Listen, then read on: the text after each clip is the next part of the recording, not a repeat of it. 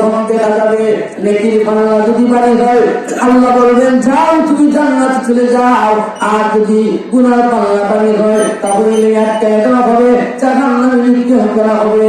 আর যদি সমান সমান হয়ে যায়, গুনাহ হবে সমান, গুনাহ আর নেকি সমান সমান যদি হয়ে যায় তখন তো আটকা পড়ে যাবে কিয়ামতের মাঠে। নেকির পাল্লা ভারী হইতে হবে, একটা নেকি হইলে তখন এই সমান সমানটা কেটে যাবে, নেকির পাল্লা ভারী হয়ে যাবে। তখন বান্দা বলবে প্রভু এই কিয়ামতের ময়দানে আমার গুনাহ আর নেকি এক সমান হয়ে গেছে, আল্লাহ দয়া করে আমার একটু অনুমতি দাও, কিয়ামতের ময়দানে আমি গিয়া আমার আত্মীয় স্বজনদের কাছ থেকে একটা নেকি নিয়ে আসি, একটা নেকি আমি নিয়ে আসি, আমার নেকির পাল্লাটা ভারী হয়ে যাবে। তখন আল্লাহ বলবেন বান্দারে কিয়ামতের মাঠে কি তুমি এই আশা করো যে তোমাকে আরেকজনের সওয়াব দিবে? তখন সে বলবে আল্লাহ আমার অনুমতি দিয়া দাও।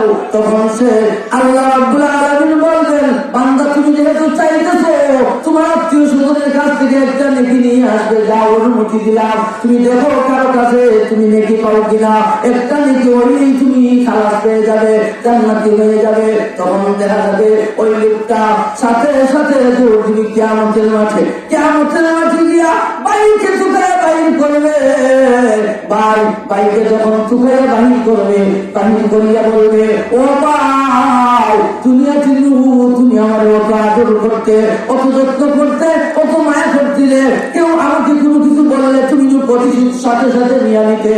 ও ভাই এখন একটা নেকির জন্য আমি একটা করে গেছিলে, একটা নেকি হই আমি জান্নাতে চলে যাই, একটা নেকি হইলেই আমার নেকির পাল্লাটা ভারী হয়ে যায়। এখন একটা নেকি আমার দাও, আমাকে উদ্ধার করো, আমি একটা নেকির জন্য আটকা পড়ে গেছি।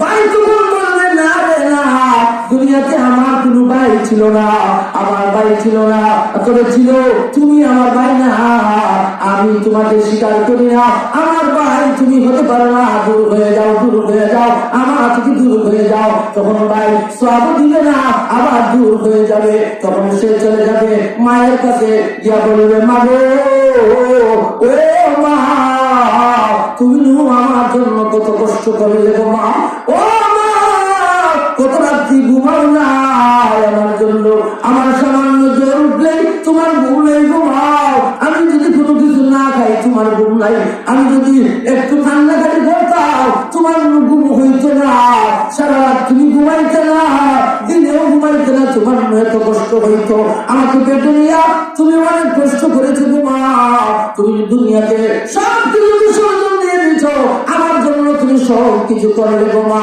ও গোমা আর কিয়ামতের ময়দানে একটা নেকির জন্য আমি আটকা পড়ে গেছি গোমা, এখন তুমি যে আমার দরদি মা, আমি তোমার কলিজার টুকরা সন্তান মা গো, একটা নেকির জন্য আটকা পড়ে গেছি, আমাকে একটি নেকি দিয়া সাহায্য করো। তখন মা বললে না রে না, আমার কোনো সন্তান হয় নাই, কিয়ামতের ময়দানে আমার কোনো সন্তান নাই, যাও আমি পারবো না, কিয়ামতের ময়দানে আমি আজ তোমাকে নেকি দিতে পারবো না, তুমি আমার কাছ থেকে চলে যাও। তখন সে চলে যাবে তার বাবার কাছে, বাবার কাছে গিয়ে বললে ও বাবা তুমি আমার এত আদর যত্ন করতে, এত কিছু আমাকে খাওয়াইলে, দুনিয়াতে এত মায়া মহব্বত করেছো, বাবা একটা নেকির জন্য একটা ভুলিয়েছি, আমাকে একটা নেকি দাও। তখন বাবাও স্বীকার করবে না রে না, তুই আমার সন্তান নয়, যা আমি তোকে নেকি দিতে পারবো না।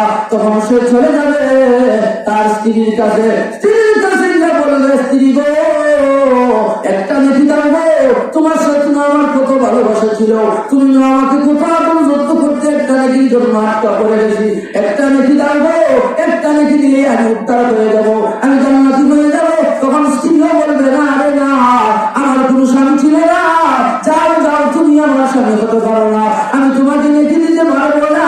তখন সন্তানের কাছে যাবো, সন্তানের কাছে গিয়ে বলবে সন্তান করে না, আমি অত আদর যত্ন করলাম, অত লালন পালন করলাম, অত কিছু খাওয়াইলাম, একটা নেকির জন্য আটকা পড়ে গেছি, একটা নেকি দিয়া দে আমি জান্নাতে চলে যাই। তখন ছেলে বলবে, মেয়ে বলবে না না না, আমাদের কোনো আব্বা ছিল না গো, যাও তুমি চলে যাও, আমরা তোমাকে নেকি দিতে পারবো না। এইরকম কিয়ামতের ময়দানে লেকিন জন্য আটকা করে যাবে। আটকা করে গিয়া তখন দেখা যাবে আর উদ্ধার হতে পারবে না, চতুর্দিকে দৌড়াদৌড়ি করবে, তখন কিন্তু সাহাবের অনেক দরকার হবে।